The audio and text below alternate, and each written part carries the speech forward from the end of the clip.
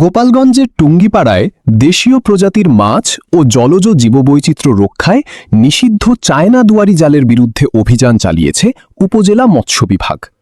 বুধবার সকাল থেকে বিকেল পর্যন্ত উপজেলার ডুমুরিয়া ইউনিয়নের বিভিন্ন খালবিলে পরিচালিত অভিযানে প্রায় 1,25,000 টাকা মূল্যের ৪৫টি অবৈধ জাল জব্দ করা হয়।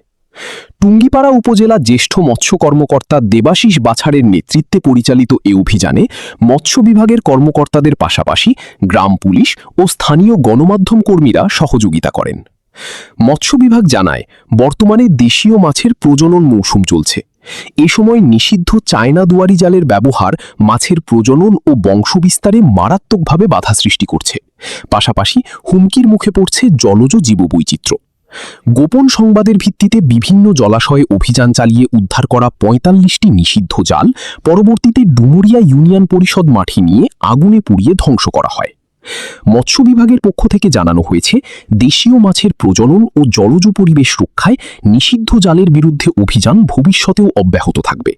নিষিদ্ধ জাল ব্যবহার করে মাছ শিকার করলে প্রচলিত আইন অনুযায়ী নেওয়া হবে কঠোর ব্যবস্থা।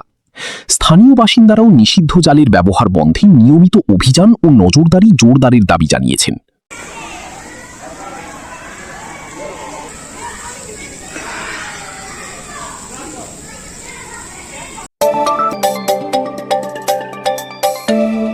সত্য প্রকাশের নিরপেক্ষ বাঙালি খবর।